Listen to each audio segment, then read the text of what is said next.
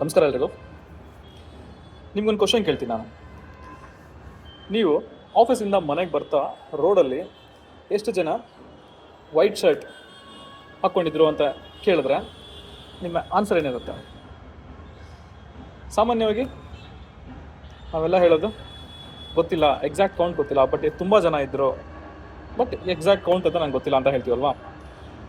Suppose ಮುಂದಿನ next day ನೀವು ಬರಬೇಕಾದ್ರೆ ಎಷ್ಟು ಜನ ವೈಟ್ ಶರ್ಟ್ ಹಾಕಿದ್ರು ಅನ್ನೋದ್ರ ಜೊತೆಯಲ್ಲಿ ಅವರ ಜೊತೆ ಒಂದು ಸೆಲ್ಫಿ ತಗೊಂಬಂದರೆ ಆ ಒಂದೊಂದು ಸೆಲ್ಫಿಗೂ ಕೂಡ ನಿಮಗೆ ಒಂದು ₹1,000 ಕೊಡ್ತೀನಿ ಅಂತ ಹೇಳಿ. ಆಗ ಆಫೀಸಿಂದ ಮನೆಗೆ ಬರ್ತಾ ರೋಡಲ್ಲೆಲ್ಲ ಯಾರು ಸಿಗ್ತಾರೋ ಅವ್ರನ್ನ ನೀವು ಮೀಟ್ ಮಾಡಿ ಒಂದು ಸೆಲ್ಫಿ ಯಾರು ತೊಗೊಂಬರ್ತೀರ, ಆದಷ್ಟು ಸಿಗಲಿ ನನಗೆ ಹಣ ಅಂತ ಅಲ್ವಾ. ಇಷ್ಟೇ ಪ್ರಪಂಚ ವೀಕ್ಷಕರ.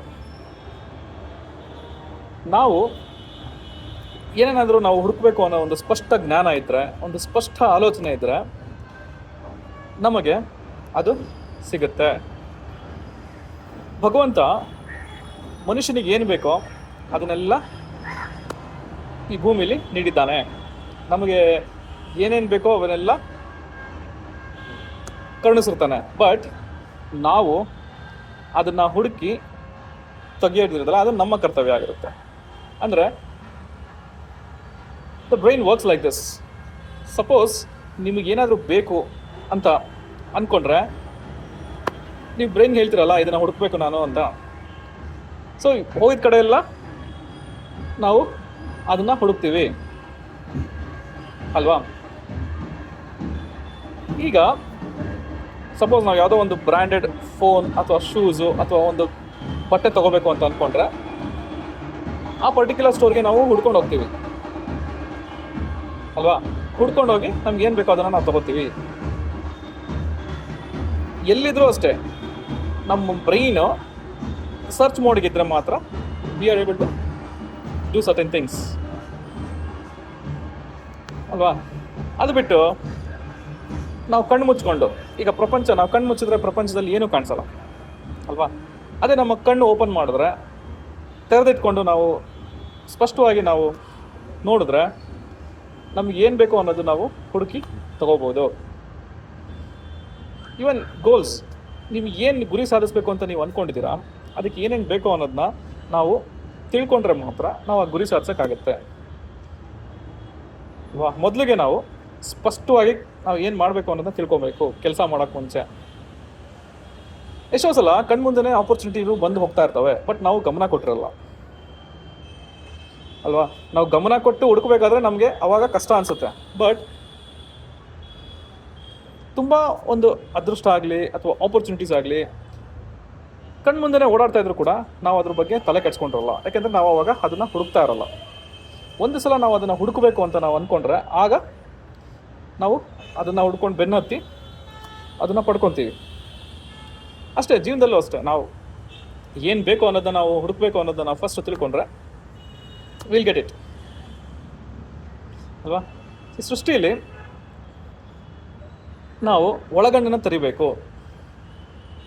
ಯಾವುದ್ರ ಬಗ್ಗೆ ಆದರೂ ಏನಾದರೂ ನಾವು ತಿಳ್ಕೊಬೇಕು ಅಂತ ಹೇಳಿದ್ರೆ ಬರೀ ನೋಡಿದ್ರೆ ಸಾಲಲ್ಲ, ಅದನ್ನು ತಿಳಿಬೇಕು. ತಿಳ್ಕೊಂಡು ನಮ್ಗೆ ಅದು ಅವಶ್ಯಕತೆ ಇದೆಯಾ ಇಲ್ವಾ ಅನ್ನೋದ್ರ ಮೇಲೆ ನಾವು ಮುಂದಿನ ಕಾರ್ಯ ಮಾಡಬೇಕಾಗತ್ತೆ ಅಲ್ವಾ.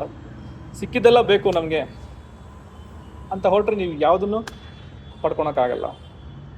ಯಾವುದನ್ನಾದರೂ ಒಂದು ಪಡ್ಕೋಬೇಕು ಅಂತ ಒಂದು ನಿರ್ದಿಷ್ಟವಾದ ಒಂದು ಗುರಿ ಅಥವಾ ನಿರ್ದಿಷ್ಟವಾದ ಒಂದು ಪ್ಲ್ಯಾನ್ ಮಾಡಿಕೊಂಡ್ರೆ ಆವಾಗ ನೀವು ಅದನ್ನು ಪಡಿಬೋದು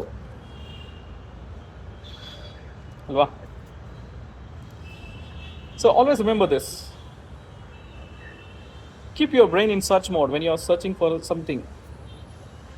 ಅಲರ್ಟ್ ಆಗಿರಬೇಕು, ಫೋಕಸ್ ಆಗಿರಬೇಕು, ಮತ್ತು ನಿಮಗೆ ಒಂದು ಥರ್ಸ್ಟ್ ಅನ್ನೋದು ಇರಬೇಕು.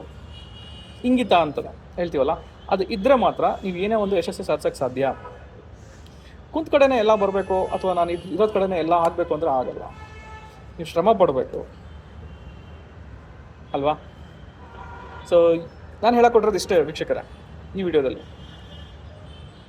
ಯಾವುದಾದ್ರು ಒಂದು ವಸ್ತುನ ಅಥವಾ ಒಂದು ಆಪರ್ಚುನಿಟಿನ ಅಥವಾ ಒಬ್ಬ ಪರ್ಸನ್ನ ನಾವು ಹುಡುಕಬೇಕು ಅಂತ ಅಂದ್ಕೊಂಡ್ರೆ ನಾವು ಡೆಫಿನೆಟ್ಲಿ ಅವ್ರನ್ನ ಹುಡುಕ್ಬೋದು.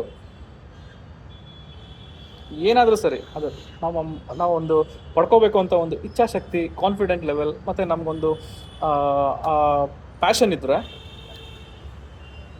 ಸುತ್ತಮುತ್ತನೇ ಅವು ಇರ್ತವೆ, ಅವನ್ನ ನಾವು ಹೋಗಿ ಗುರ್ತಿಸ್ಬೇಕು ಅಷ್ಟೇ. ಓಕೆ, ಎಷ್ಟೊಂದು ಜನ ಹೇಳ್ತಾರೆ ನನಗೆ ಫ್ರೆಂಡ್ಸ್ ಸಿಗೋಲ್ಲ, ಎಷ್ಟೊಂದು ಜನ ಹೇಳ್ತಾರೆ ನನಗೆ ಯಾರು ಇಷ್ಟ ಆಗ್ತಾ ಇಲ್ಲ ಅಂತ. ಬಟ್ ನೀವು ಮನಸ್ಸು ಮಾಡಿ ಹುಡುಕಿದ್ರೆ ಎಲ್ಲರೂ ಸಿಗ್ತಾರೆ, ಹುಡುಕಬೇಕಷ್ಟೆ. Keep your brain in search mode. ಇಲ್ಲಾಂದರೆ ಅದು ಇನ್ಯಾಕ್ಟಿವ್ ಮೋಡಲ್ಲೇ ಇರುತ್ತೆ. You will be just like ನೋಡ್ಕೊಳ್ತೀರಾ, ಹೋಗ್ತಾ ಇರ್ತೀರ ಅಷ್ಟೇ. ನಿಮ್ಮ ಕಣ್ಮುಂದೆ ಆ ವ್ಯಕ್ತಿ ಪಾಸ್ ಆದರೂ ನಿಮಗೆ ಗೊತ್ತಾಗಲ್ಲ. ನಿಮ್ಮ ಕಣ್ಮುಂದೆ ಎಷ್ಟು ಆಪರ್ಚುನಿಟಿಗಳು ಹೋಗ್ತಾ ಇದ್ರು ನಿಮ್ಮ ಅರಿವಿಗೆ ಬರೋಲ್ಲ. ಓಕೆ, ಸೊ ಇಷ್ಟು ಹೇಳ್ತಾ ನಾನು ಈ ವಿಡಿಯೋ ಎಲ್ಲೇ ಮುಗಿಸ್ತಾ ಇದ್ದೀನಿ. ದಯವಿಟ್ಟು ನನ್ನ ಕಂಟೆಂಟ್ ಇಷ್ಟ ಆದರೆ ಇತರರಿಗೂ ಶೇರ್ ಮಾಡಿ ಅಂತ ಕೇಳ್ಕೊತೀನಿ.